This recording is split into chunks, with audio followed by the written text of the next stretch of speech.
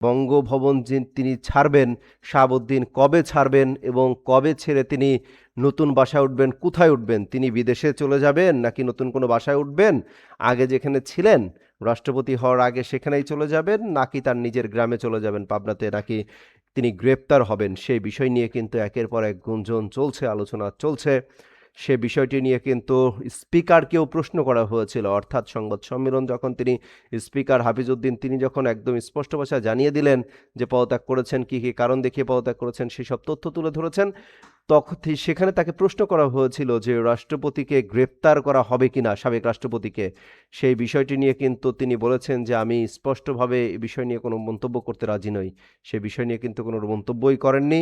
এরপরে যেটি আলোচনায় রয়েছে যে রাষ্ট্রপতির পদত্যাগের পরে তিনি কোথায় যে উঠবেন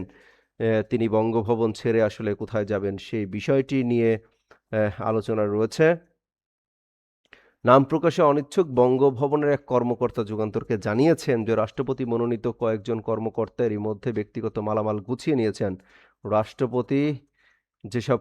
কর্মকর্তা রয়েছেন তাদের অনেকেই মালপত্র গুছিয়ে নিয়েছেন এবং বলা হয়েছে কয়েকদিন আগেই রাষ্ট্রপতির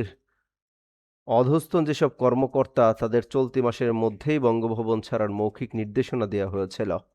এবং পদত্যাগের পরে তিনি গুলশানের যে নিজ বাসা রয়েছে সেখানে অবস্থান করবেন এমনটাই জানানো হয়েছে পরে চিকিৎসা ও বিশ্রামের জন্য বিদেশে যাওয়ার পরিকল্পনা রয়েছে বলে কর্মকর্তারা জানিয়েছেন অর্থাৎ রাষ্ট্রপতি তিনি পদত্যাগ করেছেন এরপরে তিনি বঙ্গভবন ছাড়বেন বঙ্গভবন ছেড়ে গুলশানে যে নিজ বাসা রয়েছে সেখানে তিনি অবস্থান করবেন এবং পরবর্তীতে তিনি চিকিৎসার জন্য বা বিশ্রামের জন্য বিদেশে চলে যেতে পারেন এমন পরিকল্পনাও কিন্তু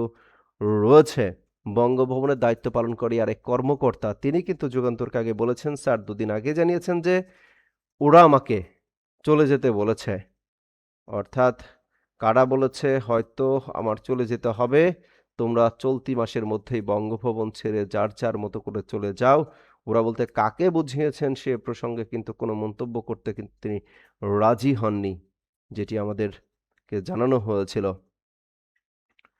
চলতি বছরের মে মাসে চিকিৎসার জন্য লন্ডনে গিয়েছিলেন রাষ্ট্রপতি শাহাবুদ্দিন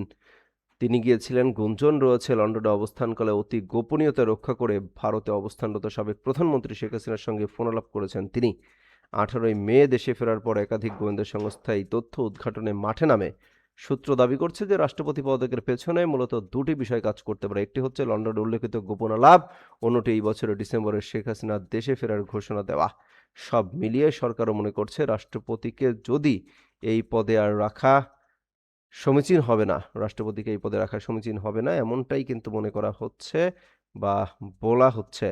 তবে এই বিষয়ে এখন পর্যন্ত সরকারের পক্ষ থেকে কোনো অফিসিয়াল বক্তব্য পাওয়া যায়নি অর্থাৎ সরকার এ নিয়ে কোনো মন্তব্য করেনি কেন পদত্যাগ করছে কী কারণে পদত্যাগ করছে অবশেষে আনুষ্ঠানিকভাবে স্পিকার হাফিজউদ্দিন তিনি জানিয়েছেন কি কি কারণে পদত্যাগ করেছেন সেই পদত্যাগের পত্রের একটা কপি আমাদের হাতে এসেছে এবং সেটি আপনাদেরকে জানাচ্ছিলাম যে তার নতুন একটি রোগ ধরা পড়েছে তিনি অচেতন